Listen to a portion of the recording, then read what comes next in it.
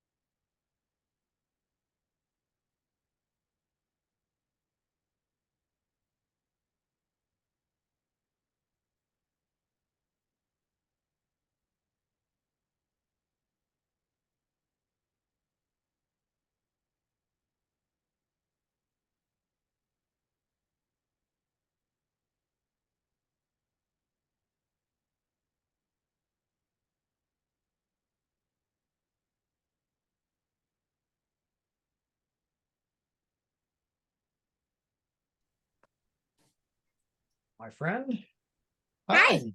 Long time no see. I know. I'm so excited for your new job. Is it going well? It's going amazing. I'm actually having so much fun. It's a lot more physical than what you've been used to the last little bit of time, right? Yeah, but that's good because, over the last 7 years or so, I've kind of gotten out of shape a little bit. So, over the last 5 months, I've been trying to get back into the gym and lose weight, get back into shape, and this job sort of forces the Oh, issue. yeah. Yeah, yeah, but it's a lot of fun, and I'm learning a lot, and every day's a little different, every job's a little different. So, I just saw something that I don't know what type of archaeology you do, but I just saw something about, the Mississippi River is turning into mud because there's not much rain and there's a lot of barges stuck and stuff. Some kind of ancient lion that used to live in America. They found its bones, a tooth, and the jawbone and stuff. wow. There was a lion, some kind of lion that lived in prehistoric times in America that's extinct, obviously. But they found it in the Mississippi River not long ago. That's so cool. Wow. That's really cool. I didn't even know that lions ever lived here, but back in the mastodon days, or I don't know what time frame, but ancient. Yeah.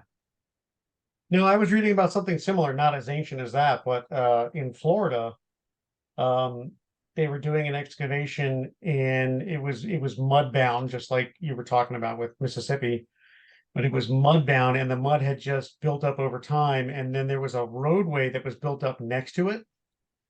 And I guess they're looking to expand the roadway. So they're doing excavations on either side of the roadway to make sure nothing is, impacted. And while they were digging down through this mud, they discovered an old 1800s fishing ship, like wooden ship of a fishing boat Wow. that had gotten that. I guess the coastline had been slightly in from where it was, or maybe there was an inlet or something. And then the boat had just gotten covered over with sediment or stuck in the mud and then covered over with sediment and then had been lost to time. And it was in perfect condition because of the preservation of the mud. The wet mud actually preserves a lot of things very well. And so the wood was in perfect condition. The nails were rusted, but they were in perfect. I mean, they Wow. found everything, and they removed it plank by plank. They had to pull the nails up and take each plank and move it, and then they just removed the whole ship to a facility to study. So Wow. That's yeah, pretty cool. it is pretty. But yeah, I'm having a great time at it, and a lot of new experiences. Uh, this past week I was in southwestern West Virginia. Hi, Julie. Hi. And I was doing an archaeological survey of cemeteries, family cemetery plots that were situated in the mountains in the middle of an area that had been strip mined by this company for coal. And they had basically strip mined all around the mountain peaks. And there were family cemeteries up on the peaks that they didn't know about. Oh, wow. Well, now there's a company that's going in. So the strip mining took place 25 years ago. They're not doing any more work in that area for strip mining, but the land has sort of started to become reclaimed by vegetation, you know, and now a company's trying to go into where the strip mining happened to put in a field of solar panels. And I went in to assess where the cemeteries were. Some of them they knew about, some of them they didn't know about, some of them they actually thought were here and they were over here. And I was there to confirm their location and confirm whether or not they would be impacted by the construction of the solar panel farm. So that Wow. was really interesting. I didn't do any digging. This was all PED survey, a pedestrian survey, which is like walking, field walking and Wow. observing, taking notes. But I probably surveyed about 260 grave sites, and taking down names and dates and looking at the headstones, and it was pretty cool. It was pretty, and I was all by myself out there. There was I didn't have a team with me. It was just me. So it was interesting. That's fascinating, isn't it? Yeah. And to think Totally. that people like had a whole life there and lived and died, and now there's just strip mining, and there's like a little grave over here of their life or whatever. Yeah. One of the cemeteries that I found up on a ridgetop, they knew about it from beforehand. I guess an archaeologist had surveyed it back in 1998, but just briefly. Okay. And the company that was doing the strip mining didn't know that it was there. Oh, wow. So when I brought it up, and I'm like, so my site contacts, I'm like, I got to go find this cemetery. Hi, Steph.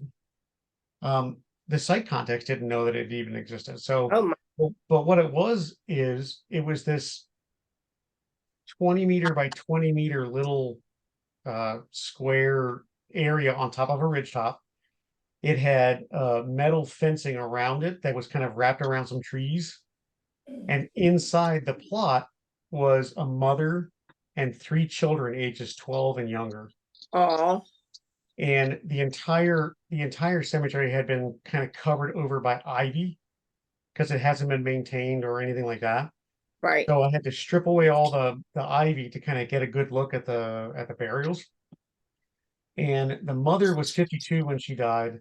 The 3 kids were 12 years old or younger, and there were 2 sort of obelisk markers.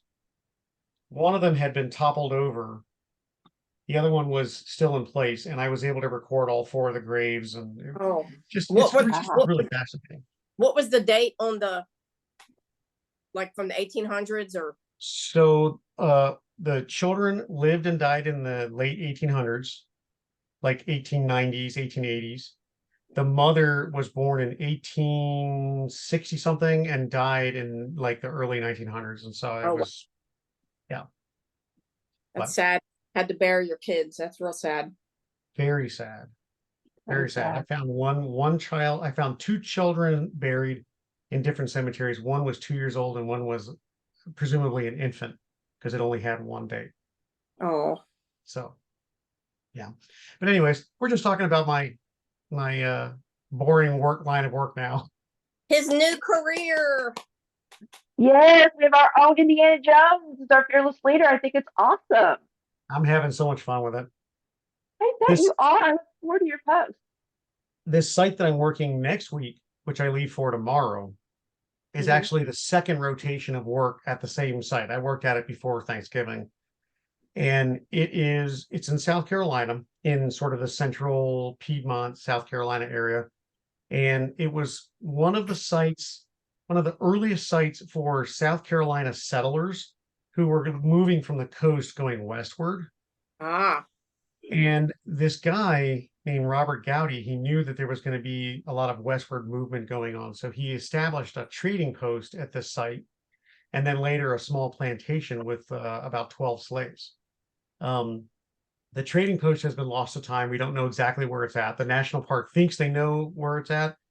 One of the things that we're doing is looking to see if we can find the original trading post and parts of the plantation. We have the cemetery for the slaves, but there are no headstones or gravestones or anything like that. So we're not digging there, but we know where that's at. Anyways, as time went on, the trading post was situated at the confluence of the Cherokee Trail. So there was a lot of Cherokee Indian movement going through. And they would trade with Robert Gowdy, but then later on, they started a whole war in the area with settlers, and it was the Cherokees against the settlers. And the settlers created this 8-point earthenworks fort to help defend the trading post, and like a little town that built up around it. And the fort itself is the site of 2 Revolutionary War battles. oh, wow.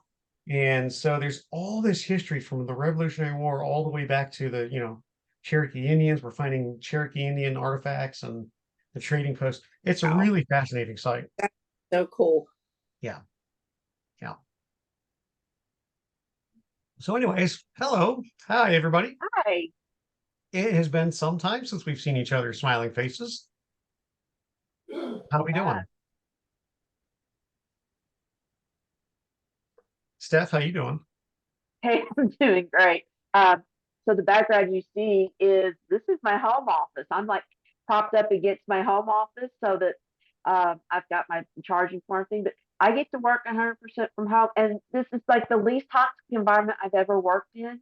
I Nice. mean, you're on first basis with all the upper management and they're calling you by your preferred name. They use pronouns and everybody is so affirming. And then you get paid a living more than the living wage. I mean, Wow. I'm going to have real insurance. So, like, for the first time this year, I'm going to the doctor Tuesday, and I'm not going to have to worry about if I have enough money to pay for the visit because it's covered. Right. Wow. That's amazing. Well, that's And great. so my health has improved like leaps and bounds because the stress is gone. I didn't realize how bad it was until like a week into the job. I've logged up almost 40 hours of overtime, and I haven't noticed it because I'm not having to get up at 6 o'clock in the morning to make it to work at 7, and I'm not having to worry about if I stay late or whatever. And my part-time job goes away after Christmas, and it's marvelous. And my sibling Jordan, it's like, you're happy again. Yes, yes, I am. She said, you have time to read your Star Trek. Yes, yes, I do. So it's a win-win. That's so wonderful. It really is nice to be able to do something that you love doing. It really is Yes. nice to have that and not have to work in a toxic environment and not have to worry about how much you're getting paid or, having to make ends meet or pay bills or whatever. And I get that now. When I was working at the restaurant, all of those things were true for me. Toxic environment, underpaid, overworked, it was just a bad situation. But now that I'm sort of in the place where you're at, I get it. It's so nice to have enjoy your work and be able to be happy and have time to do things that you want to do. So I was going to chat with one of our family members from Australia because he's coming to Planet Comic Con next year for Kansas City for all 3 days, and I commented on it, and we started talking back and forth. And he's a big Discovery fan and hasn't watched any Lower Decks yet, but he's also a big Deep Space Nine fan. So we're 16 hours apart. We found out. He's like, "What are you doing awake?" "Well, sometimes I get insomnia." So we chatted for about 20 minutes before we decided to go to dinner. And he figured if he got off, I'd actually make myself go to bed. And he was correct. But like when I had the toxic job, I would have like still probably been in bed till noon. I got up one time. I went to church. Went to lunch with my siblings. They're going to go take a nap because they've got an Uber tonight. I've got the laundromat tonight. But I'm fine. My brain's working. It's brilliant. I love it. I'm so happy for you. Thank you, Mark. Looks like we lost Julie, but hello, Dorota. Long time no see. She's Hello. muted. Hi, Tay. how are you? In Poland, it's winter. We've got tons of snow. Oh no. Yeah, you Everywhere. guys just had a big storm, didn't you? Maybe not a storm, but heavy snowfall. Okay. And I Where are see you at? And in the darkness, I see you have a nice new haircut. oh, thank you. Yeah, sorry, I don't have better light here. That's okay. I know that it's hopeless, and I'm basically in a wardrobe, so there are my clothes in the back. But it's really the only place where I can do it proudly. Where are you at? At home. Besides in your closet. Yeah, yeah, I'm at home, and No, I mean, in fact, what country are you in? what? Country are you from? Ah, Poland. Oh, okay. Oh, fun. Yeah. For some reason, I thought you were in the Czech Republic, but I think that's Ellie. Ellie is the Czech Republic, and not anymore because she's in the States. But you're in Poland, so. Yeah, I'm in Poland. But your hair looks nice, from what I can see. Thank you very much. You're very welcome. All right. Well, Imzadi II. It's been a while since we've read this one. I apologize for how long it's taken me to get the discussion going. So I'm sure we're probably all like not fresh, right? Everybody get a chance to review it a little bit? Yeah? Okay. Well, you're gonna have to help me through this one. Not No really. So problem. in advance, I'm very sorry if I say something that's not accurate, but I admit that I don't remember all the details of the plot, but I remember in general, but Same it here. faded a little in my memory. I didn't remember take notes. I remember when I was reading this, I was thinking to myself, wow, there is a lot going on in this book. Like it's just packed. Mhm. But after a month of not talking about this or having this in my hands, it's so not memorable.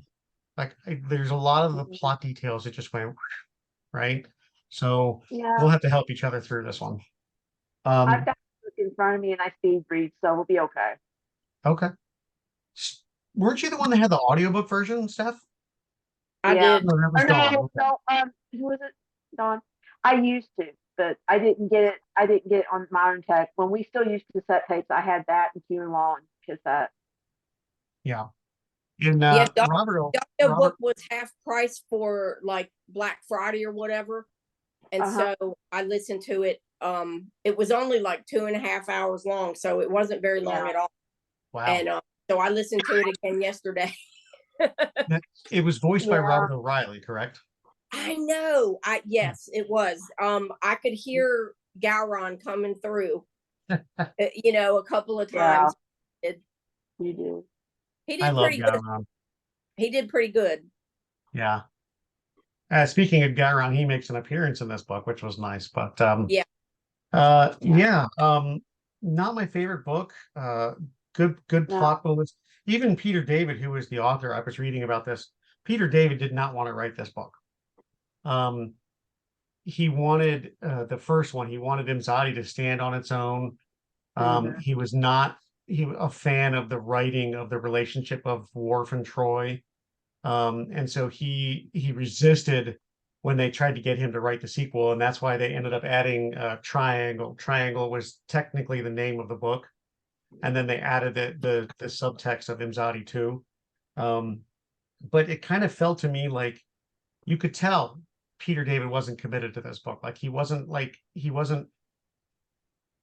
happy about having to write this, and it just didn't really materialize the way he would have wanted it to, anyways.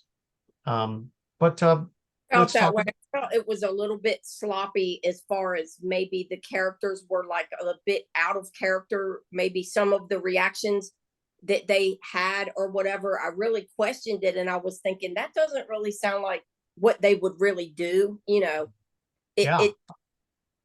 Yeah. I agree. Mm-hmm. The person that I feel like they nailed the best, he nailed the best in this book was Captain Jellicoe, or Admiral Jellicoe. because he was just a straight jerk the whole time, right? Which is what we're Yeah. used to with him.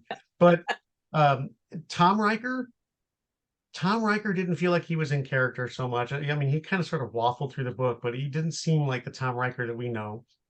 Mhm. Worf felt like he was very long-winded when he was talking. Like it was like paragraphs of speech instead of, and Worf is always the quiet one, right? So Yeah. the wife's I gonna have pop a and say hi. question. How old was Alexander supposed to be in this book? I even went back and watched Generations because part of it takes place at the.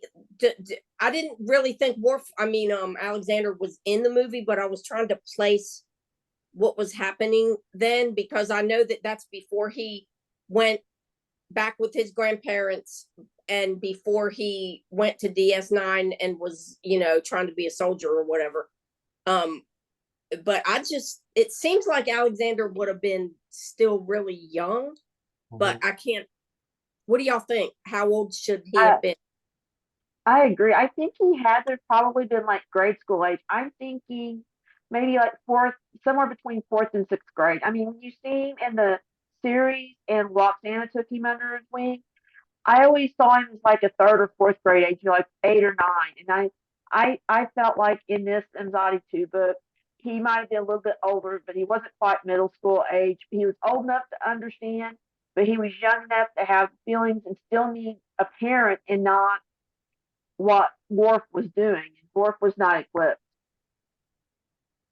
Yeah, I would tend to agree with you. I think that's a fair guess, somewhere between, like fourth and sixth grade or whatever, but like, still younger, not an adult yet by any stretch of the imagination, because we do see him in DS9 at like season 6. I think we start to see him again.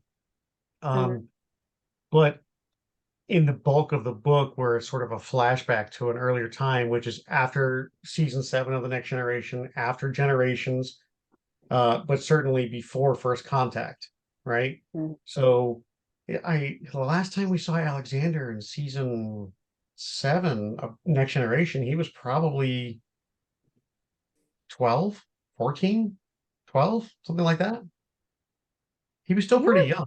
Okay, I didn't remember him being that old because it seems like in this book he was reacting sort of like a teenager, and I was thinking, would he really be a teenager at that point?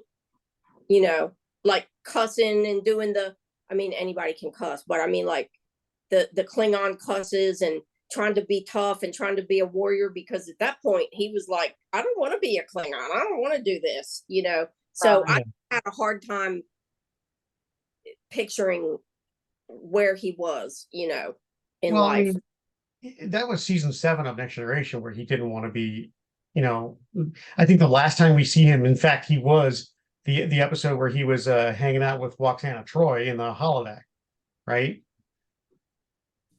Maybe. Or was it the one where Alexander from the future comes back and tries to save Worf? I can't remember, but it was one of those 2 episodes. But yeah, he at that point he was like, I don't want to be a warrior. I'm not interested in that. And then flash forward to season 6 of DS9, and when we see him next, and he's all about trying to be a warrior, even though he sucks at it at this point because his education as a Klingon is stunted, right? Right. So somewhere in between there is where this book falls. So, but you're right. As a teenager, as a Klingon, he's probably going crazy with all of it, So, But for what me, else? Alexander wasn't very necessary in the book. He just kind of was there, but he was just there to make the final dilemma more difficult for Worf and Riker. But in fact, he didn't contribute much. That's true. I don't think his portrayal is nuanced in any manner, or he's just written to be there, but nothing more. And I also found that in this book, compared to the first, Troi is very passive. In the first book, we really saw her feelings, how they developed, what internal obstacles she had to overcome because of what upbringing she received and what her mother wanted or didn't want her to do. And here, It's all about Riker and Worf, and she's just kind of in the middle with her soothing talk to everyone, especially to Worf, and that he shouldn't have doubts and so on. Like, I don't feel, and then at the end they also kind of fight about her, should they save her or not, but she's just like stakes in their fight. I feel that she was much more of an agent, a subject in the first book, and here she's a little, maybe objectified is too harsh a word, but she's a little passive and also a little bit like kind of there. I don't feel that real job was done on her characterization. And in the first part, I thought this was really, because I really enjoyed how Troi was written there. In the first one. The first In the one. first. So Yeah. now I was disappointed.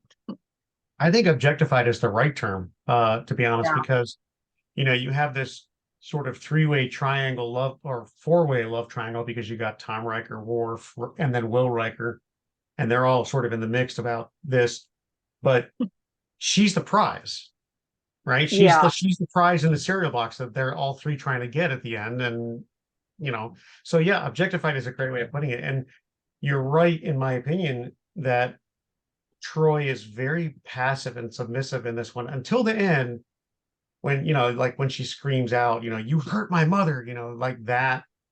That's the first time in the whole book that I saw any real emotional aggressiveness out of her, or you know, passion. So Yeah, but it was also about someone else, in fact. It was more about her feelings for what happened to her mother, and not about her feelings about what's happening to her. And in fact, a lot happened to her. She was yeah, very brutally hurt in this novel. And it's just the stakes for others to blackmail them. you guys remember the wife, right, Lisa? I didn't mean to interrupt. I just wanted to say hi to everybody. I haven't seen you guys in like forever. Awesome. Don't mind me. The more the merrier. How many of you felt that? I think Dorota, you were the one that said that Alexander felt like he was sort of unnecessary to the book. He was sort of a character that was just kind of thrown in there into the plot, but he really didn't serve a purpose. There were a lot of characters in this book, and I felt that way about many of them, where they just didn't belong. They did. Jellicoe kind of pushed the plot forward a little bit. Odo was in there. Shelby was in at the end, like Commander Shelby. There's a lot of characters in this. It's like overflowing with characters that didn't really serve the plot. I mean, Kahless had a mention. I think I love seeing Sayla again. That was really nice. The Romulan Sayla. But there's just so many other characters that they could have easily just dropped off the book and it would have been fine. I think that's because he didn't want to write the book to begin with. But what they should have let him do is what I've seen, the underlying point that he was trying to make, he should have been allowed to make without throwing Troi and Riker into the triangle, was they were trying to explain the missing story. Everybody wanted to know why Worf and Troi, how they got together, and why they didn't work. Even though you can kind of see on the outside they're not going to work, at the same time, how did they get far enough to get engaged? And then what legitimately broke them apart? I think if they'd been able to focus not so much on the whole story that did that, but they had focused on Worf's journey more and got rid of the extra. Because what I loved about the book was that the point that I got out of it was that as hard as it was on Troi, Worf would not have been able to get with Jadzia Dax and be a good partner for her if he had not gone through the events in the book. Yeah. That's the best part of it, in my opinion. Great point. And of course, we see at the beginning and end of the book, we see Jadzia, or at least mentions of Jadzia, right? Is that even a necessary part of the book? I loved it at the end when it was like she was his Imzadi or whatever. I really love that. That was like, it seems like it brought full circle to me. You know, okay, it makes sense. It's Imzadi, but it's because there was nothing as awesome as Jadzia and Worf together. I mean, I Yeah.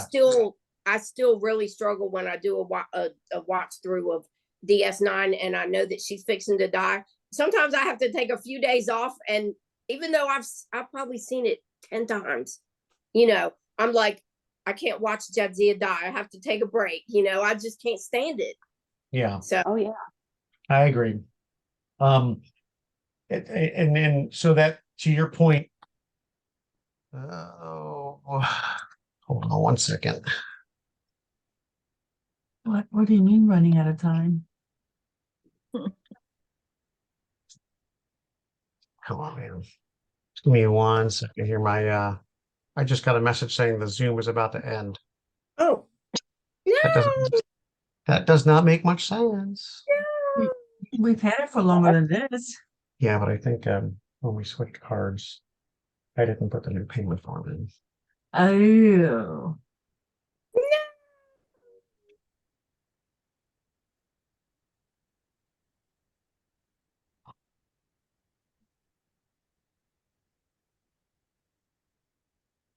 Technology's great unless it's not great. Yeah, see, it's still got the old card. Can you go get my card for me, please? Where's your wallet? On the floor next to my dresser. I knocked it off accidentally by a minute ago. Yeah. Sorry, I guys. think Just give me 1 second here. I apologize. I think it made it funny also in Picard when Worf sees Deanna and he ignores Riker and he was going, Deanna, I have thought about you. It just that made it funnier after reading this book to know that, oh God, they really were in deep. They didn't just date. They like were gonna get married and spend their life together. So I just thought that part's funny. Anyway, Worf was hilarious in Picard to me. They gave him some really funny lines and he did it with He a straight did. face and it made it funnier, you know? Well, and Picard, he looked fantastic. Yeah. Um, I like that Worf. That's my best version of Worf. Uh-huh. Absolutely. I'm with you. did anyone find it funny in this book how, and I'm kind of doing two things at once, so I apologize. Okay. How hard Worf struggled to fit in with Deanna's family on Beta Z and her friends, and like how he was the reception for him and Alexander when he went to Beta Z. Well, you would Yeah, it was very funny, but I was just hoping that someone would perhaps explain to me this confrontation between Worf and Luoxana. What exactly was Luoxana meaning to achieve with him when she allowed him to beat her up, or whatever, this strange contest, or I don't know how to call it, but there's this fragment when they just have something like a very long duel or fight, or I'm not really sure what lesson she wanted to give him, or I didn't really get the point of this. I understand that she did it on purpose because she wanted, I don't know, maybe to test him, or maybe she wanted for him to adjust better, but I was very curious of your opinions about this part, if you don't mind. Anybody have thoughts on that? I don't remember them getting into a physical fight. I know that she It was like wasn't to train him.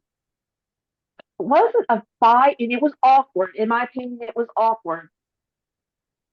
I mean, You mean the part where they were supposed to watch the paint dry and she threw the painting in the water? Is that what you mean?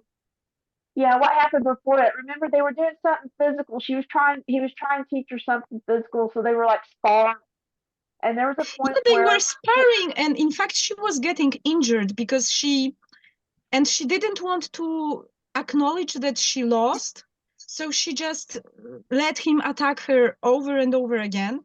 And she ended up, you know, in bed because she received too many blows or whatever.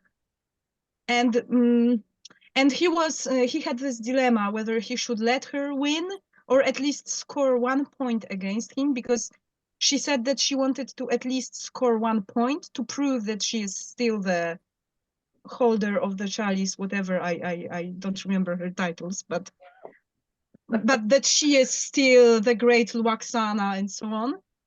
And but she couldn't score a point against him because he's a Klingon warrior, and he wouldn't let her, partly because he didn't want to show her pity, but also partly because he just didn't want to lose a point to her, right? To an old woman who was clearly. So it was very weird to me. I don't know what it was supposed to convey about the characters. I was very lost reading this part, and I kind of felt like, and this is just an internal thought, but I kind of felt like Roxana was never really very accepting of Worf, right? Or she struggled with Right. Worf a lot. She couldn't even get his name right for half of the show, or most of the show, right? Mr. Wolf.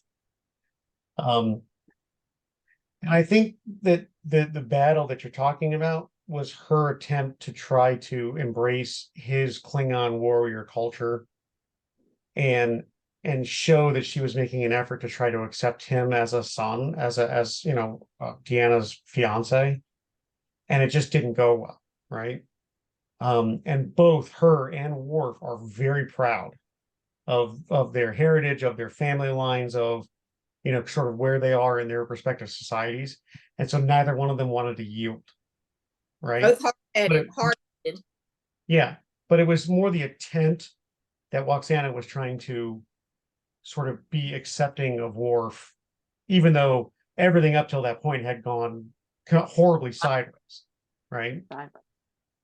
You know, But I haven't read the book, but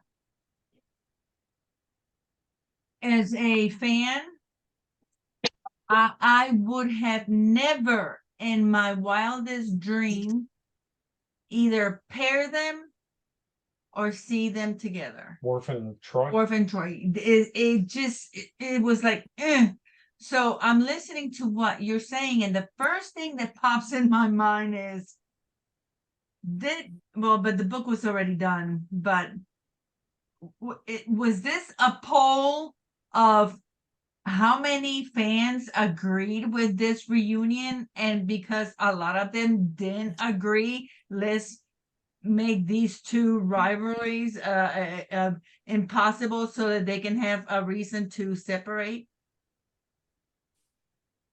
You mean making the relationship between Worf and Troi harder? So they had. Well, no. So the problem is, because we were talking about this earlier. This book takes place after Star Trek Generations, which presumably during that time Worf and Troi were a thing. It takes place between that and DS9 when Worf and Jadzia are a thing. So we don't really know how or when the relationship between Worf and Troi ended, which would allow him to have the relationship with Jadzia. So the book kind of fills in the gap. I was And yes, it is talking about how hard the union would have been. It was horrible. I did not agree at all. But shortly after, I know in the TV series, shortly after that, she was with Jonathan Frakes. It would have been two movies. Number one. It would have been two movies. Which that was fantastic. That was the couple that needed to be done. I don't know why and who possessed to just actually no, it would have been three movies. Mention Worf and Deanna in the same sentence. Yeah. Yeah. But anyways, good thoughts. You should read the next one with us. She's going to read the next one with us, I think. She's going to read the autobiography of Ben Sisko. Oh, yeah. You're in for a treat. I'm excited about that one. Oh, yeah. I love autobiography. So. Yeah. And it actually reads like an autobiography, so it's right up her alley. Oh, great. because All they right, knocked that one out of the park. we should actually read all of them. The autobiography of Kirk and Picard, but we'll do that another time. Yeah, I would Yeah. love to. I told him they have to make one with either the captain of the Enterprise, Archer. And Quark and Rom. Autobiography of Quark. That's funny. That would be amazing. That would be amazing. I'll read that in second. Could you imagine how chaotic and funny the autobiography of Quark would be? God, yeah. All the trouble he gets into over his lifetime, and Well, you have three wonderful characters that have to be in the book, but you got Moody, and then you coming have up with this little action and figure. then you have Rom. I mean, I said every time I see an episode with Ferengis, like only those three, because I really don't like it, and I think he's annoying. The Negus. Grand Negus. Oh God, he He's- is so annoying. He's the best. He's not as bad as Brunt. As who? Brunt, my Oh, yeah, sibling Brunt. has to take things away from me if we watch that because I'll throw something at the TV. I don't like Brunt. Quark, you obsequious too. Oh God, his voice is annoying. He just I feel sorry for the actor. I'm glad that I don't know what the actor actually looks Wallace like. Shawn. It's Wallace Shawn. Oh, He- for Zach, yeah, the Grand Negus. That's Yeah, right. He was in Princess Bride. He was the guy that was the See, really short, bald Yeah. guy, and he's like, inconceivable. That's why I don't like Oh, it. stop. that explains it. He's my favorite. Okay, now that I see him like that, I can see where the eyes and the yes.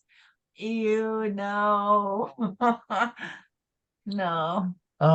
Let's take a sidestep back to the plot, at least the Okay. main part of the plot.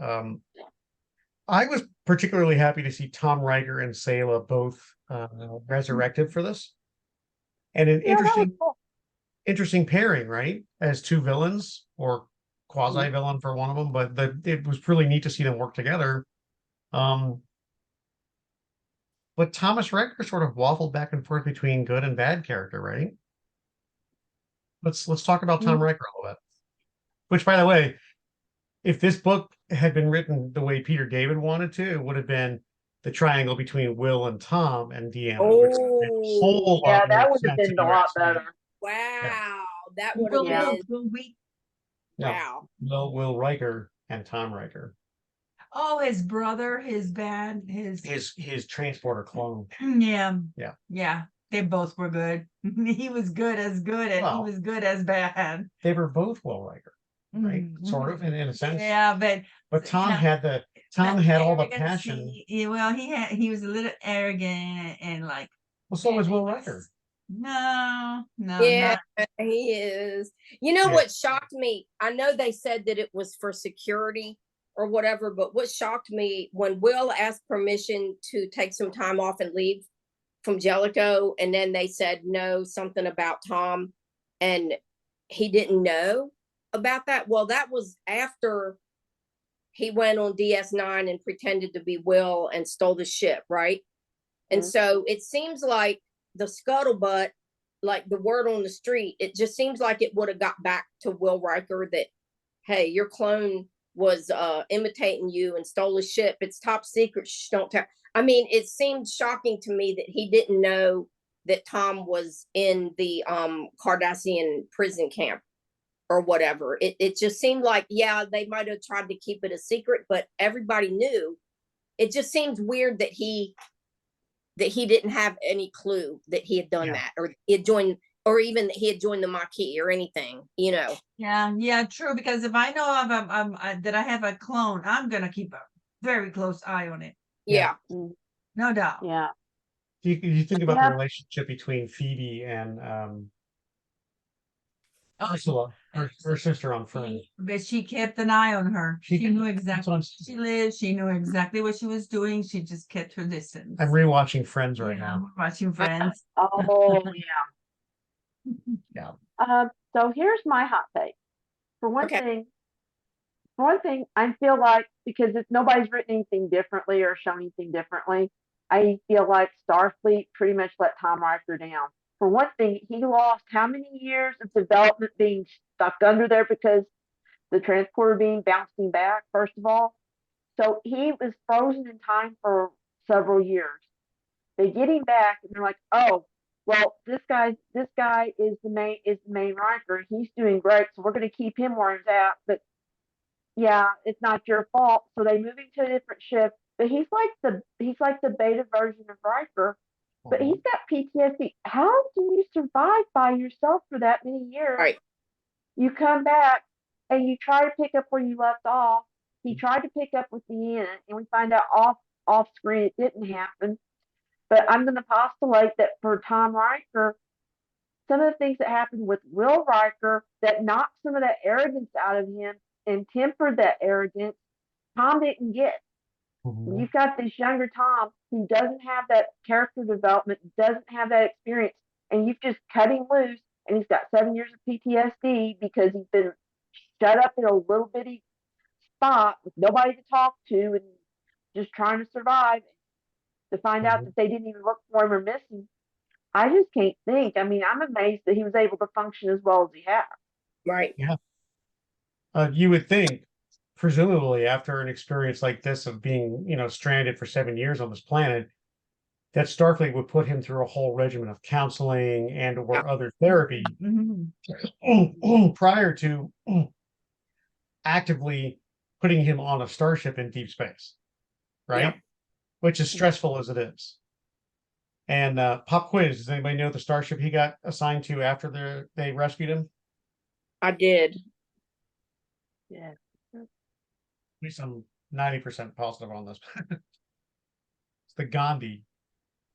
Yeah, that sounds familiar. I've read it somewhere. Anyways, but you're right. I think that it's weird, and we don't really see that reflected very much in this book, right? Where Tom was dealing with all of that PTSD, and when we see him in the prison planet, the Cardassian prison planet, when he like escapes, he doesn't really have any of that reflected in his personality. Right. Because he would have been messed up for being, like she said, like Stephanie said, being stuck and alone for 7 years, and then being in that camp and being beaten all the time and not being fed and being made to work. I mean, Right. that would be enough. And then he's just like, the next thing you know, he's just in bed with Sela, like nothing was wrong. And I just thought that would be really hard to just pull yourself back around and act like something normal, I just thought that was really, but I was proud of him at the end that he was willing to. I know we're jumping around, but I was proud of him at the end that he was willing to give up his life to save the Federation. Because if it would have been poison, which it wasn't supposed to be poison, it was supposed to be something that would kill everybody. But if the bottle would have been poison, it would have looked like the Federation was trying to kill Gowron. But if he drank it first, then it would be like, oh, that's a mistake. That's an accident because he's dead too. So he was willing to kill himself to save face or whatever, to save everybody else. So I was proud of him for that. So, but for me, in this book, he didn't. For me, it had less impact than it could because just like with Alexander, for example, I felt that he wasn't really characterized all that deeply in this book. Just like you said, that his potential issues that we know he would have from the TV series were not addressed at all. It was just like, as if he was maybe Will's brother or just an ordinary character, not someone dealing with being a clone in the first place. So treated like a worse second copy. Okay, there are lines where he reflects about this, but it's I feel that he is mostly played for the qui pro quo, for the fun of the plot twists, so that he can be endlessly mistaken for Will and vice versa until the reader gets, well, I should be speaking for myself. So I really got annoyed with this at a certain point. I thought, okay, they have already been mistaken one for another 5 times in this book. Why is another time needed? It Yeah. wasn't even funny by the end. But I feel that this play, these quid pro quos and mistakes and so on, it's what eats up most of the Tom Riker character, and like it's enough. He's not needed in this book for anything more, in fact. Yeah, I agree. Another thing, And go ahead. another thing, even though they're identical, they would have looked different. I mean, Yes. Will would have had, you know, his regulation haircut, and his weight would have been healthy, and he would look healthy. And Tom, you know, who knows what he looked like, but he had been beaten, and he had been starved, and he would have been gaunt, and he would have just looked. You should have been able to look at him in a glance and see which one was which. Yeah, You know, look, act, and sound different. You know. Yeah, but I think that Will Riker looked just as haunted from just losing Deanna to Worf Well, as Tom looked after years That's in true. a Cardassian prison. That's true. So That's true. that Sure. might have Timing is been the everything. factor. That's a great Yeah. point. That's Yeah. good. That's right.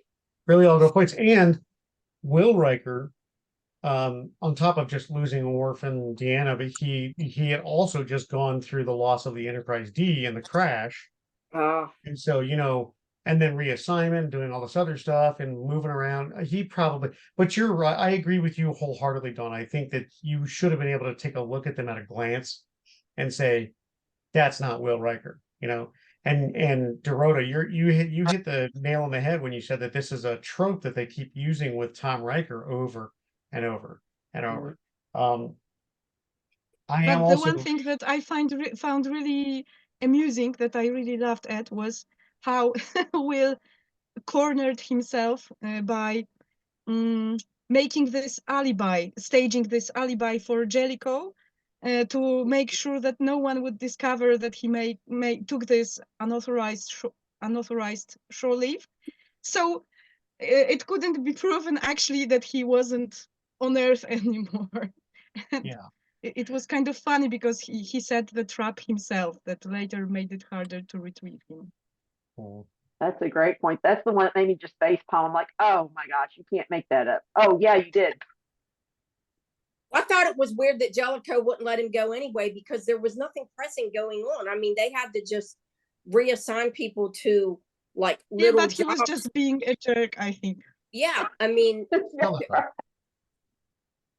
What should was have the had one? like vacation time or time away or something that they could have taken. You know, I thought that part was, you know, that he shouldn't have had. He should have just been able to say, I'm taking leave, I'll be back Tuesday or whatever, you know.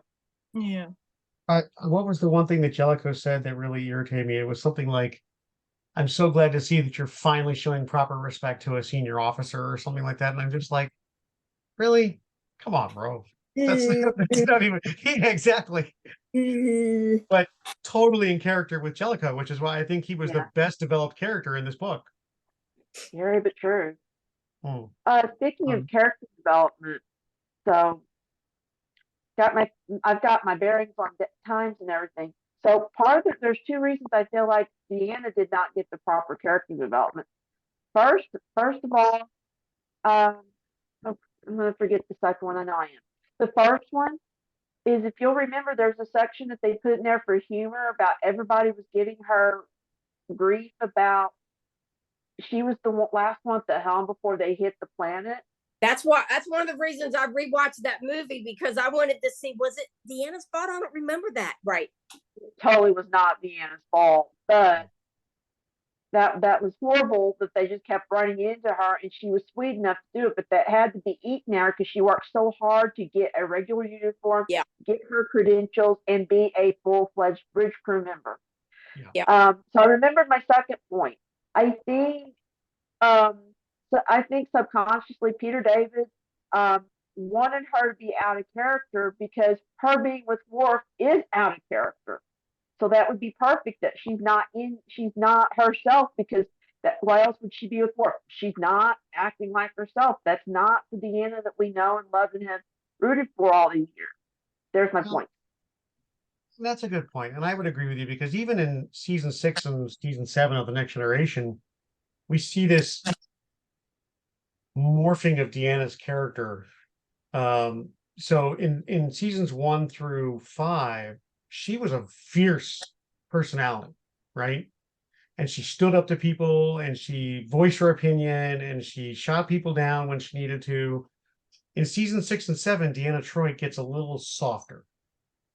And I think it's because there's this analogy of Beauty and the Beast, right? So you got Worf and Troi in this relationship, Beauty and the Beast, and they really lean into Worf being the more aggressive personality and Deanna being the softer, more in touch with her emotion, like feelings, like that sort of. They really lean into that analogy, and it takes place in this book as well, where she's sort of not a central character. She's kind of just submissive and quiet, and not nearly the same kind of character we saw at the beginning of the show or in the middle of the show. So I don't know what your thoughts on that are. That's right. Maybe that's why she wasn't as much my favorite character towards the end, because of that shift. I couldn't put my finger on it, but that's really well said. But I was glad by the end of the book she found her voice, not to just protect Roxana, but they go through all this. So Worf takes off, and she's not engaged anymore. So she is open to, for she and Will to try again, and then Will waffles again. She's done with it. Well, it was funny when he said, let's take time. She goes, because I listened to it, time, because she's thinking, we've had all this time. We're Imzadi. We can't stop thinking about each other. I'm going to marry you or kill you. Get over here. Now, I think this book, because I'm going to reference that point that you're making about time. I think this book came out at or around about the same time as First Contact. Okay. And in First Contact, when Deanna's in the bar trying to get Zefram Cochrane to talk to them and she's drunk, there's a line where she says, "Time, we don't have the time." And it plays right in line with the dialogue from the book. And I thought that was funny. That was a really, I don't know if the movie came out first or not, but if whatever, it works well. It did. That's good. It did. Hey, something bothered me, and I might just be a prude, because I know that like Betazoids walked around naked they did things naked and it didn't faze them. But when she was like bathing or swimming or whatever at the beginning of the book, and Riker was watching her, and then she was like, turn around, and he was being silly, and then she just came up out of the water with him standing there, and then he got shy and turned around. I know as a Betazoid she's just like whatever, but looking at it like you're engaged to another man and you have slept with this man that you're standing in front of, and you don't need to be like taunting him naked in front of him, because she was almost like teasing him. The way that the words that I can't remember what she said, but kind of like, she was like, "Oh, does my naked body arouse you?" I'm like, that is wrong, girl. Yeah. I didn't like that. I was just like, no, no, don't do that. That's wrong. It was disrespectful to Worf, in my opinion. Yeah. Well, I mean, That actually about the taunting thing, when up to really the moment when Worf proposed and what happened later, I hoped that maybe the whole relationship with Worf would be just to make Riker jealous, because for me it's so much didn't make sense that they should be together. I think Worf wouldn't be attracted to a woman like Troi either. It's not just that, but and then actually Riker saw them get engaged, right? And he just congratulated them and like did nothing. And then later he suddenly gets all, oh, I must go to Beta Z because they are there together. For me, it's such a plot that relies entirely on people just acting like total idiots. Like everyone knows that he's in love with her and he's disturbed by Worf proposing to her, but he just won't do anything about it because he's afraid and so on. But he will do something about it just a few pages later, so that the plot may develop with more complications and so on. For me, it's so bookish. It's so unnatural. Like going through the moves. Okay, so now they must pretend they don't love each other so that she can get well into the relationship with Worf, so that we have a greater obstacle to overcome. But for me, it has no psychological reality. None of this. I can't. That's why I would like more to be shown of what Deanna feels, because for me, from her point of view, it makes no sense. I just can't imagine why she would act like this. It's obvious that she loves Riker, and I don't know. I just stand by it. For me, the entire premise of this book is faulty. I can't. Yeah, I agree can't with get you. It's into like, what does Troi get out of a union with Worf? Like, she's worked with him for, years and years and years. Yes, she's close to him because, she watches after Alexander, and, she kind of helps out in that regard, but I don't see the attraction. And, for Deanna, I don't see what benefit she gets out of a relationship with Worf. I never understood it. So I'm right there with you. I understand where you're coming from. Kind of like Chakotay in 7 of 9. Thank Yes. you. What? Kind of like, well, no, I won't say that. But originally, I didn't like the EMH doctor when he was kind of flirting with 7 of 9. But yeah. Well, we saw Worf and Deanna together twice. We saw them in an alternate universe that time where I don't remember the details, but Worf was coming back from something with a trophy, and then the cake was different and everything kept changing. In that reality, he was married to Deanna because she comes in and she's like all getting on the bed with him, and he's like, "Counselor, what are you doing? Is this appropriate?" And she's like, "For your wife?" And he's like, "Wife." And so we saw them together there, but also right at the end of the last episode of TNG, and Picard had all those flashbacks and stuff, and he came out in the hallway in his like pajamas or whatever, and they're standing there kissing. Worf and Deanna were, right? And so that's where this picked up from that. Where they looked at him like, "Are you okay?" And so I guess right after that is they continued their relationship. Am I following that right? Yes. Yeah, you got it right on the head. Parallels was the name of the episode, with Worf coming back from the Batleth tournament. Yeah. And then he starts jumping from quantum reality to quantum reality. I think that's what they called it. And one of those realities, he was married to Troi. And then the second episode that you mentioned was All Good Things, parts 1 and 2. That was the finale of The Next Generation. And you're right. We see both at the very beginning of All Good Things and at the end of All Good Things, we see Worf kissing Deanna, and that's sort of where we leave the relationship at the end of the show. So, and the book is sort of the natural continuation of that storyline. So would Worf really, I mean, I know he's a Klingon warrior and all that, but would he really have sat there and watched Deanna and Alexander die a horrible, painful death and not tried to stop it, and just sit there and go, "She is a Starfleet officer. He is a Klingon. He knows his responsibility"? Would he have really sat there and done that? Or would he have tried to go along, say, no, I'll do it, and then try to think of another way to not do it or something? I don't know. I did not like that part at all. That he just sat there and was watching them lay on the floor, like writhing in pain. You know, I didn't like that at all.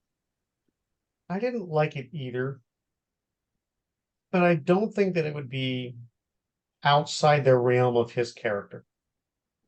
That if he felt somebody was dying with honor or dying in the course of duty, because those are the two biggest character traits that we know about Worf, is that he's all Right. about duty and he's dedicated to his job in the Starfleet and all that stuff. Or conversely, when he's during the Klingon Civil War, he's dedicated to the Klingon to Gowron's side and all that. So he's duty, and then also honor is everything for him. So if he felt that they were dying with honor, or if he felt that they were dying in the course of their duty, he would have been okay.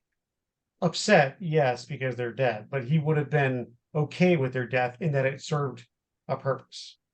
Because remember in DS9, when Jadzia was hurt, they were on some kind of mission.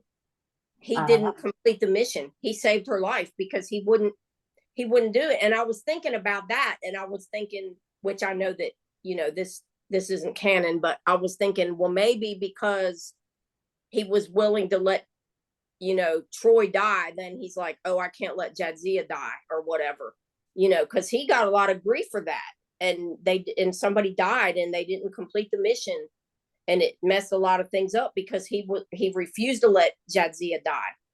Yeah. You know, and But for me, in fact, for me, that was more out of character for Worf than letting Troi die. I always thought that actually for him to abandon the mission like this and just save the woman he loves, etc. It's I don't know if it should be called like this, but it's like a romantic character trait that Worf really didn't have before so much. Okay, maybe Jadzia is his one true love, even stronger than duty. But in this book, actually, I felt that for me it felt like yeah, Worf and Riker, two attitudes where I imagine Riker wasn't going to do exactly what they wanted either, but was going to try some solution, and Worf being the more straightforward personality, like, you know, like black and white. There's duty here, and I cannot lie because it's dishonorable. So like being stubborn about it. And actually, I loved what Troi said about it when she was explaining this to Alexander. She said this was the right thing for him to do, and that was the right thing for Riker to do. Neither of them was wrong or right. And I really, this piece of dialogue may be my favorite fragment in this book, because I felt that really in a dilemma like this, whatever we choose, whatever our axiological principle, in fact, we're entitled to choose as we prefer. Whether we prefer to defend the country or our loved ones, it's our right in both cases. Because all the blame is anyway with the tormentors, the, you know, Sela and the evil ones. So whether they break or not, it's not them, the ones to blame, the evil one. Okay, they can resist like Worf because he has this ethics, but it's not like he's to blame for Deanna's death if she was killed. It's Sela's fault. It's not. yeah, It's not because you won't be blackmailed, you refuse to be blackmailed, that you're guilty of the hostage's death. It would be that's true. ethically. That's Yeah, true. so I found it really beautiful what she. Neither of them did anything wrong. They both acted really in accordance with their conscience, with their beliefs.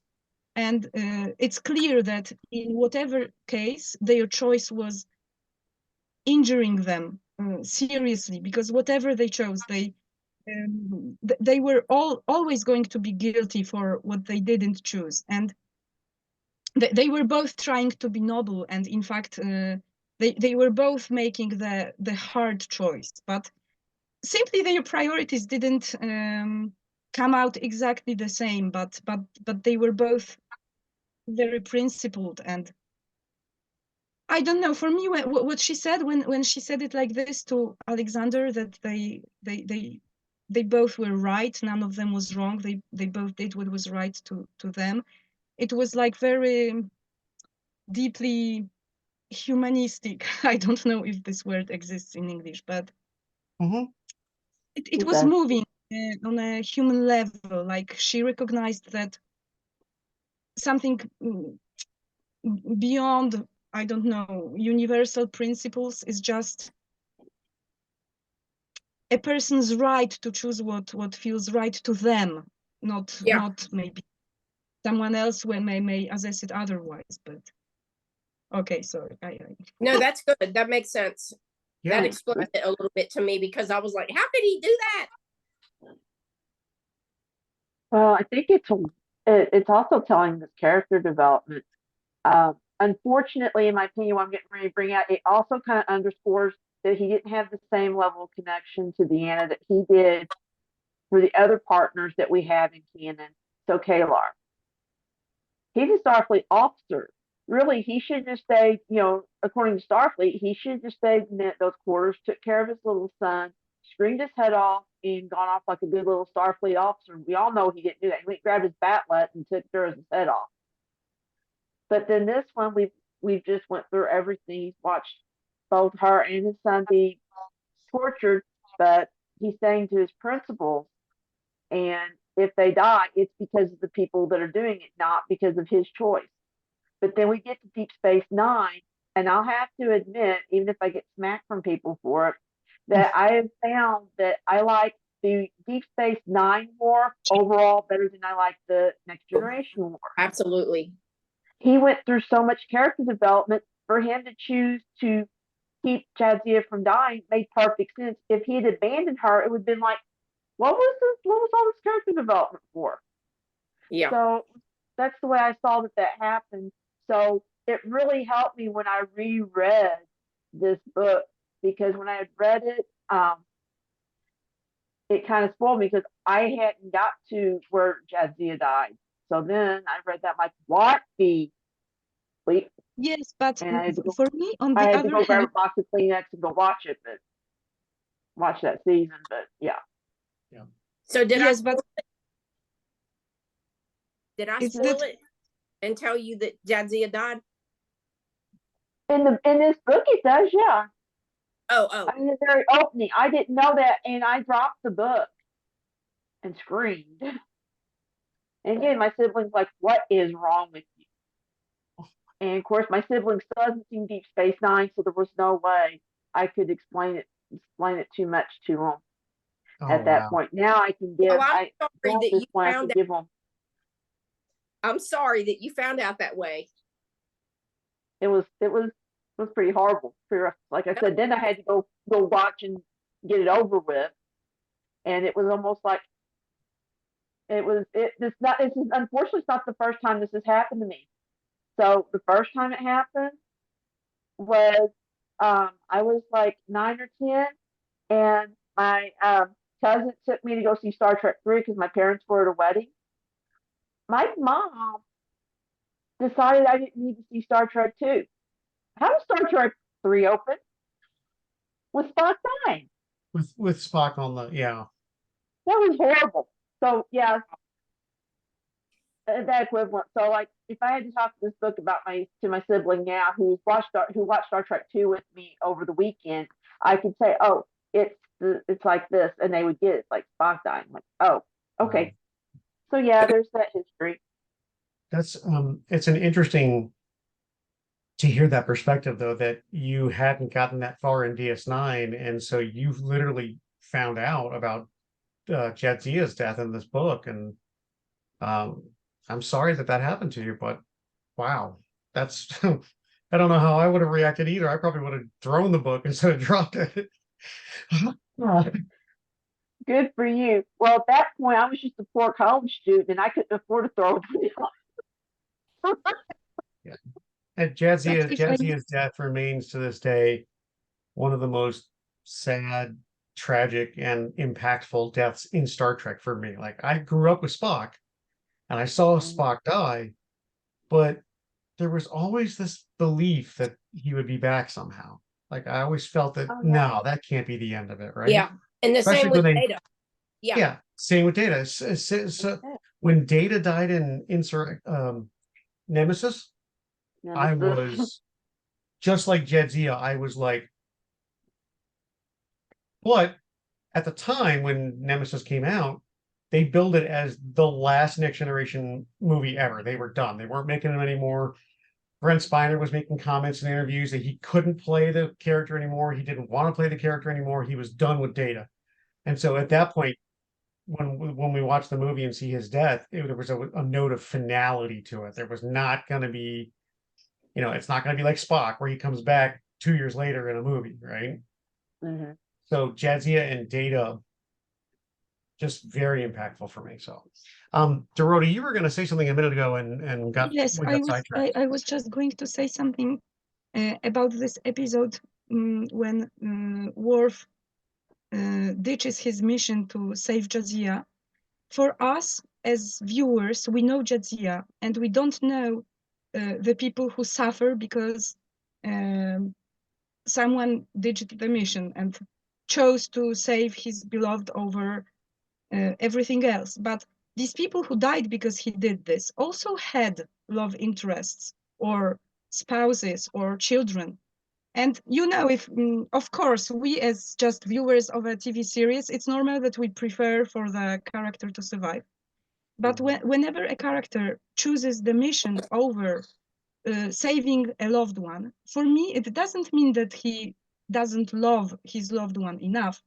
It means that he simply realizes that those other people love their loved ones just as much. And if he fails them, someone else will feel the same pain as he would feel if Jadzia died. So Yeah. I won't be persuaded that, saving your loved one is ethically a sounder or better choice than saving the mission and, not failing the people who count on you also for their survival. And they are also loved. It's just from the point of view of the story. Of course, it's focused on Jadzia, so we don't want to lose her as a character. But from there to, a moral assessment of an action that we know led to death and so on, it's for me, it's not decisive. It's a really good point, and I think that's where Cisco came from when Worf got back, and of course Cisco's glad that the old man's alive, but Cisco was basically like, I think that the black mark Cisco put in Worf's record was a lot darker than the one Picard put in Worf's record when Worf went outside of Starfleet parameters. Yeah. And I really like the way that you explained that, because at the time I was just happy watching that episode. I was just happy that she was alive. And I was kind of like, what's wrong with you, Ben? But, I'm older. I'm quite a bit older now, maturity. But I really like the way you put that, because that really puts that in perspective. Oh. Jesus, my kids are not asleep yet, and tomorrow I'll have to wake them for school. It's horrible. Oh. They should be asleep for like an hour, and I still hear them. thank you for joining us. It's nice Yeah, to meet thank you for joining us. It's good to see you again. Any final thoughts on the plot? Any final thoughts on the book at all? Anything you would have liked to have seen or didn't like that you saw? Or I think I wrote down a question and I left it on my nightstand. So you think about it, Stephanie, and I'll be right back. Okay. I thought I put a post-it note. I'm flipping through real quick. One thing I do want to put was just like the first time I read this one, of course, like I said, I already had a perspective that I was kind of pretty angry because I opened up the book to find out Jadzia is going to die. That didn't help.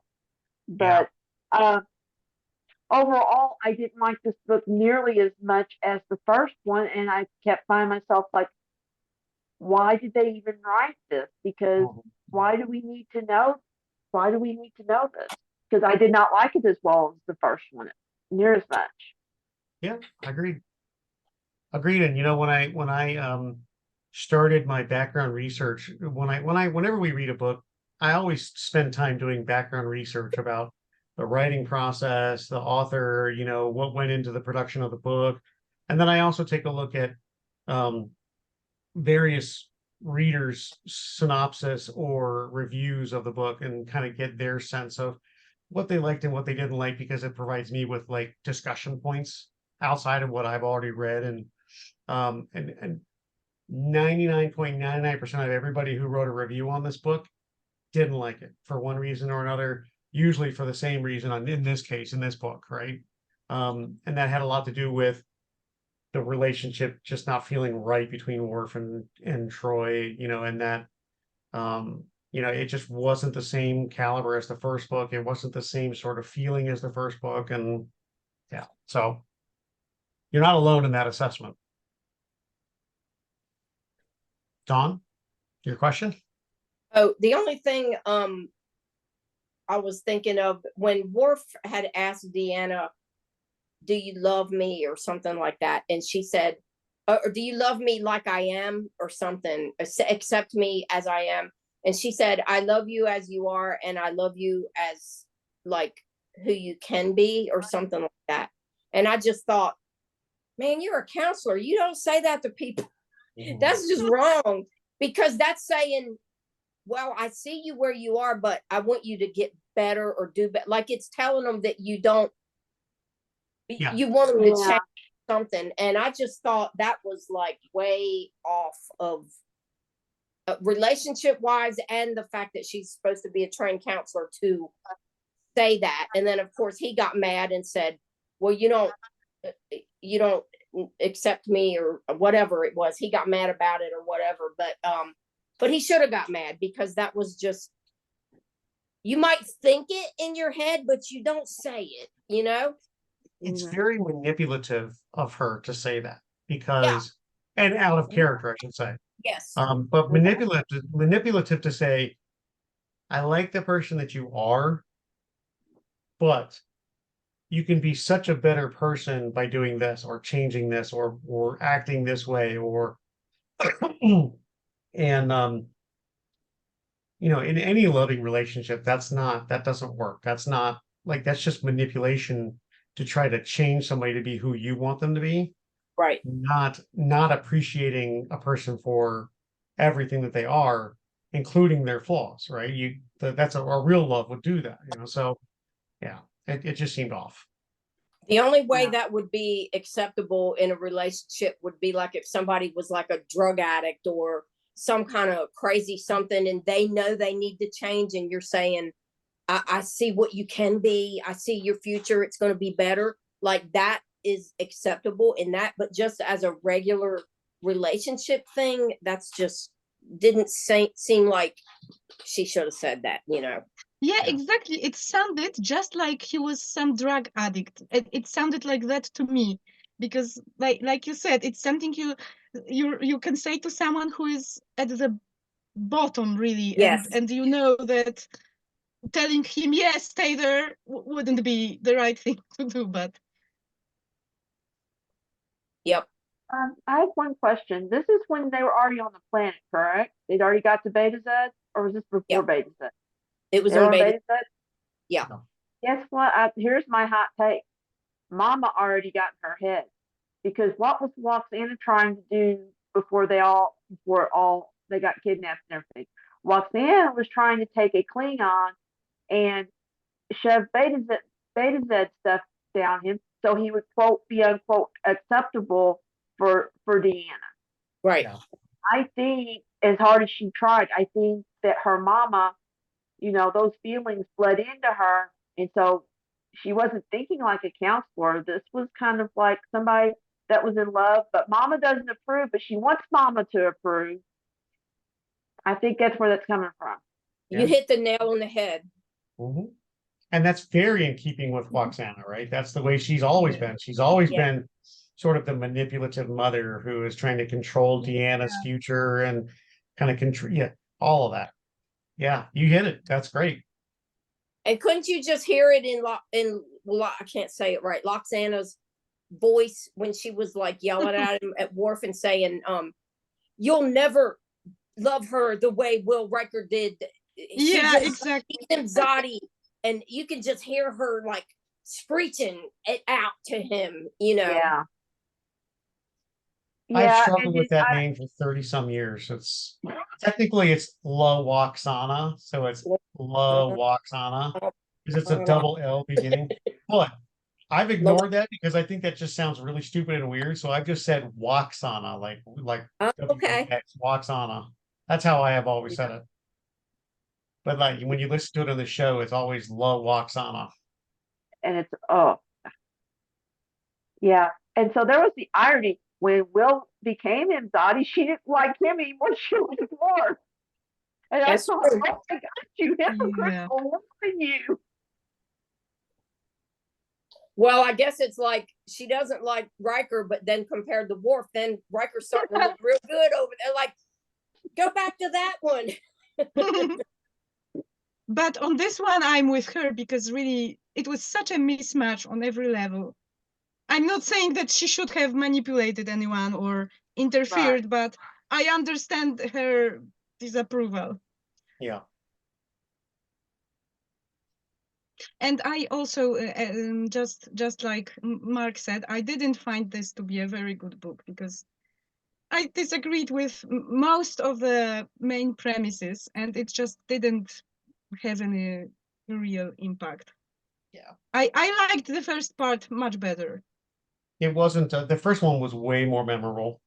Oh yeah. And this one here, like I remember the basic points of the plot, but there's a lot of things that I just, without having to go back and review, it doesn't really stick in my craw as a good book that I'm going to want to read over and over again. Yeah. Imzadi, the first one, I've probably read that about 20 or 30 times since Wow. I first bought the book in the 90s. So yeah, Yeah. that's one of those books that you can go back to and still love. So Yeah. So That's why when I found, sorry. Go ahead. I would say that's why when I found a paperback copy of Imzadi at Half Price Books a couple weeks ago, I grabbed. So there's my reading copy, and now my hardcover is where it's not going to get damaged. There you go. In canon, where is Tom Riker? Is he deceased or is he still at the Cardassian prison? In like if you looked it up on the Star Trek pages or something. in canon, he is still in the Cardassian prison. We don't know what happened to him after that. Okay. He's never actually mentioned after that. What about the Lower Decks mention? Wasn't he on that list of people that Locarno were on because they didn't know Nick was a bad guy? That's right. I forgot about that. I apologize. I actually haven't seen the episode yet, but I do know. No. I do know that he's mentioned in the episode. Running the Star Trek family, I see spoilers all the time. There's nothing I can do about it. So I don't really. It doesn't bother me. Okay. But I haven't seen it yet. But I know that there is a mention of it. So let me look it up actually, because.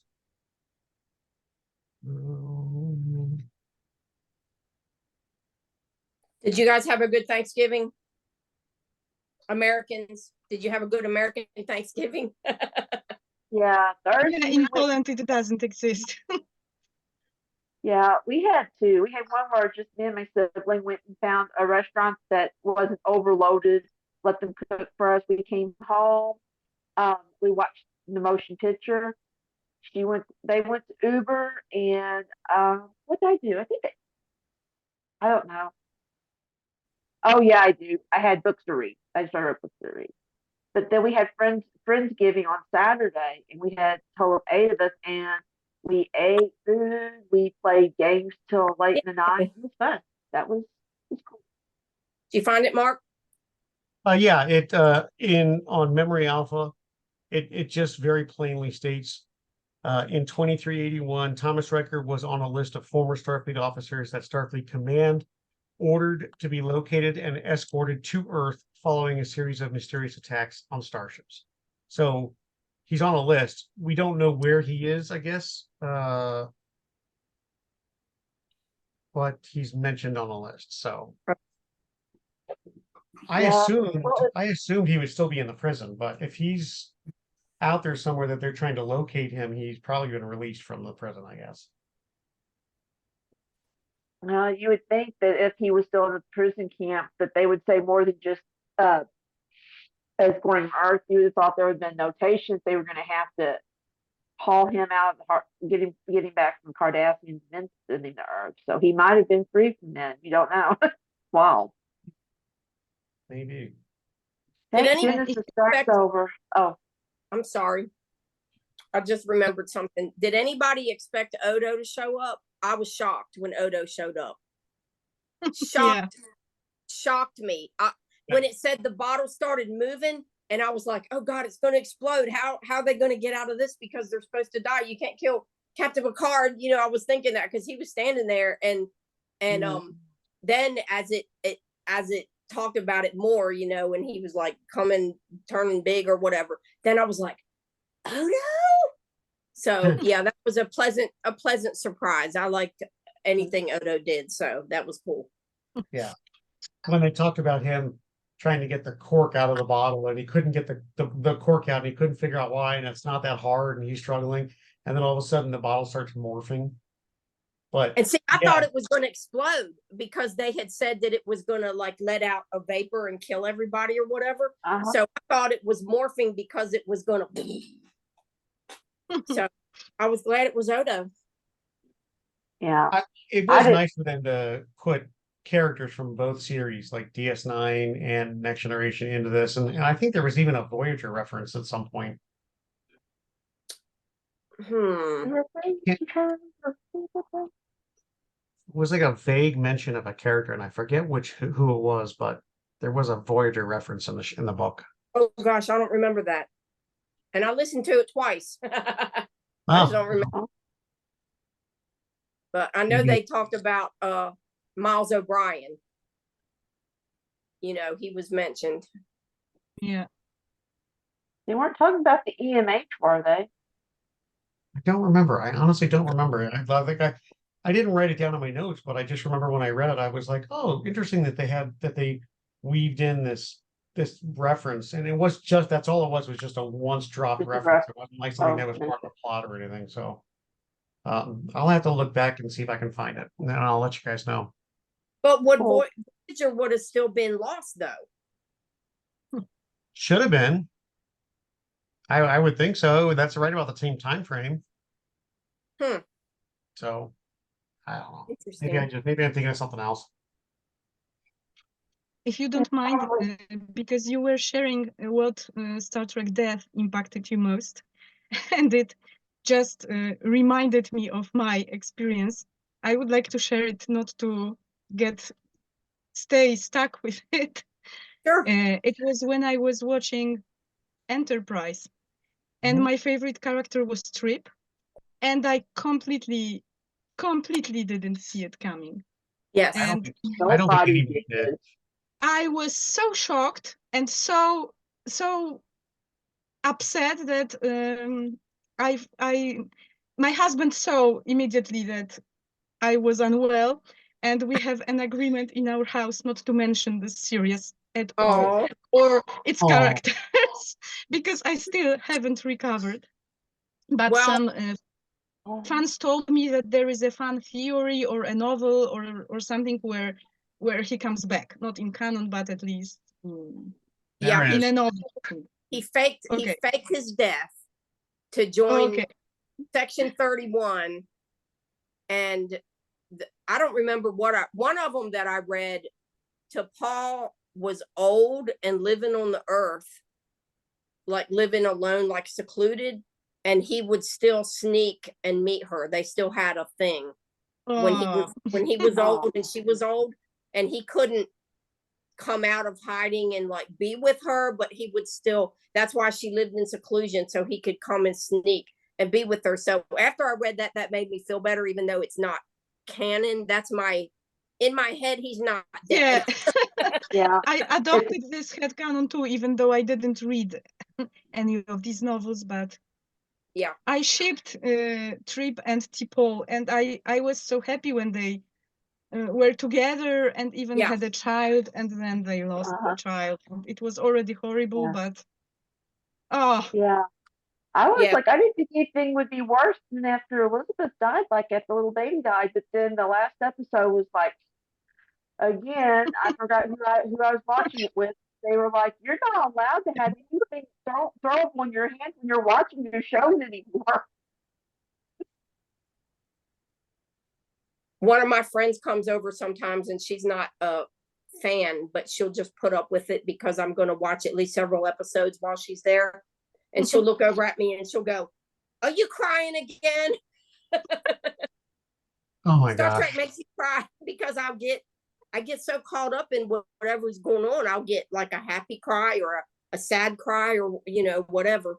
But hey, have y'all seen, I guess you've seen all those Elf on the Shelf things Yeah. going around in the Yeah. other Facebook ones. The one that cracked me up the most was the witch from Dorothy, you know, the Wizard of Oz, sitting Yeah. on High Wind's shoulder.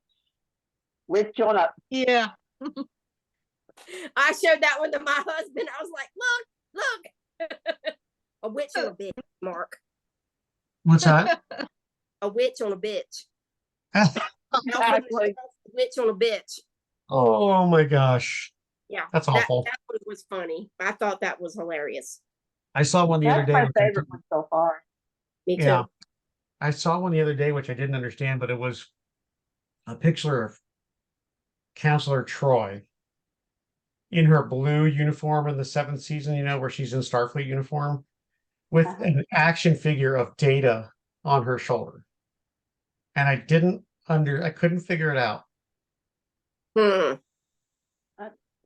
I always have to go Android read all on the a Betazoid? comments so I can figure out what it is. Betazoid on Android or Android on Betazoid? Android what on it was. Betazoid. That's what it was. Android on Betazoid. That's what That's it the one was. thing I could think Android- of, and I was like, that's stupid. Well, That they reminds put me of What's even funnier is all the people that get mad about them and they say, "This is stupid. I'm leaving this group," and we're like, "Bye." Like, okay, fine. just don't look at it for a few more weeks. It's fine. I think it's hilarious. Yeah. Yeah. But They're I think hilarious. I love them. the Elf on the Shelf They allow meme- me to practice my English, because very often you need a slightly weird term to call something so that it rhymes. So Yeah. it's really for a foreigner, it's really sometimes very, very difficult, but that's why it's stimulating. So you Americans take it for granted, but it has a use also beyond what meets Good. the eye. Well, immediately. what's funny is people from England will argue with the Americans and say that's not how you say that. And we're like, well, in America, this is how this rhymes with this, but in England, this rhymes with that. And so Yeah. it's like two different versions. And so so that's funny. You know, like Yeah, like but a foreigner is lost between all the versions. Yeah. well, like some people in America say roof for your, you know, the above your house, and some say roof. I've heard people say roof, you know. And so somebody was trying to rhyme Mr. Wolf, which is what Loxana called Worf, with roof or roof. And there was all kinds of arguments over that one. And I just thought all of it was funny because everybody was getting so mad at each other over it. And I'm like, people say words different. I'm from Maryland and I live in Alabama, and I still get teased about the way I say certain words, you know, or how I pronounce certain things, you know. So I know it's more in other larger places, you know, with more ethnicity. So I think it's funny. The English language is so funny and interesting, and you know, it brings us together with communication, but it can also tear us apart with accents and, you know, everything else, and regional differences in the way things are said. But it's a fine At thing. least when you're a foreigner, they immediately cut you slack because they know that you won't pronounce anything correctly anyway, so they won't bother you. Whether you're using Well, American words or British, they're just glad you speak English, and Yeah. it's okay. Well, you have good English. your English is very good. Thank you. It is. Yeah. Yeah. Yeah.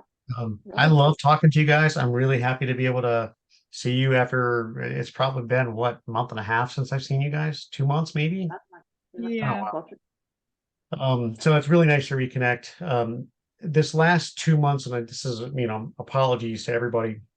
This last 2 months since I started doing the archaeology, it's been a struggle for me to learn balance, from constantly being on the road and traveling for my job, because that's what I do. I don't work locally. I mean, I can, but most of my work is remote travel, which I can do this from a hotel, but it's about learning to balance a 10-hour workday out in the field where you're physically like exhausted by the time you get home, and then doing like the Star Trek family stuff in the evening at the hotel. So that's why it took a while to get this situated. So Well, we appreciate all your hard work and all your effort. you're very welcome. I love doing it, and I love talking to you guys. And this is Yeah, all thank about, you. yeah, it's all about enjoying the books and enjoying the movies and the episodes and everything else in these discussions. Uh, I love talking to you guys about it. I love talking to other members of the Star Trek family about the shows and stuff. So I think what I'd like to do, Dorota, actually, let me sidestep that with a question. The next book is a brand new book, just came out about a month ago in the US. It's the autobiography of Benjamin Sisko. Can you get that over there? Or is there a delay in releasing it in Poland? Oh, I will be missing on this one because I've got very serious work engagements now, and I don't want to take on too much. And since I'm not very interested in Cisco and Deep Space Nine anyway, I think I'll happily miss out on this one. Okay, that's if you fair. forgive me. Oh, you're forgiven. Everybody's Okay. entitled to Thank what they like and what they don't like. That's totally fine. So what I think that I would like to do, I have a really intensive excavation that I'm getting ready to do for the next 15 days. I'm leaving tomorrow to go down to South Carolina. Then we have the holidays, we have Christmas and New Year's, and I know everybody gets a little hectic with that, with family and everything else. We're going to do the next book. It's going to be the autobiography of Benjamin Sisko by Tyler Attico, but we're not going to start reading that until January 1st. Okay. So that gives people time to get it, whether it's a Christmas gift or whatever, they can get it. We'll start reading it on January 1st, and then we'll get onto a more regular schedule of discussion. So end of January is when we'll have that discussion. Does that sound fair? Oh, yeah. Sounds good. Okay. Sounds really good. I appreciate your all's patience with me, and we'll get this all situated. The really cool thing for me, and again, it's been a learning process for the last month and a half, but when I was working at the restaurant, I almost never had time to do stuff outside of work. Like I would do Zooms periodically with everybody. But I very rarely get to see my wife because we have differing schedules. Very rarely get to spend time with any of my family. Very rarely get to spend time with any of my friends locally, and then it was always rushing around like crazy trying to get stuff done for the family, whether it was doing, reading a book or doing Zooms discussions or episode watches or whatever. Now I have the flexibility and time to be able to do that stuff. And so I'm hoping to get like next year, sort of my early resolution is to make this more regular and, planned. So I appreciate your patience. Absolutely. All right. Let me show you the new Hallmark ornament this year. This is Data and Spot, and if you push the button, he reads the poem. Ode to Spot. Is your taxonomic nomenclature an endothermic class? Reads the whole poem too. It's crazy. That's funny. Yeah, I gotta look that up. I got one for my son for Christmas. I wanted to show him when I bought it, and I didn't want to show him because then he would want it, and I already had it wrapped under the tree for him. So I did. That's smart. That's smart. I'm excited. You folks have yourselves a wonderful holiday, and we'll reconvene in January for the book club. I'm probably going to be doing something for the Star Trek family, like between Christmas and New Year's. So it's going to be a Zoom. I'm working out the details on that. So, but really, really nice to see you guys. And thanks for coming today. Thank you. Appreciate it. Thank you. You're Enjoy very Thank your welcome. you and happy holidays. Happy holidays to you as well. holidays. Bye. Bye. Bye. Hey, y'all next year.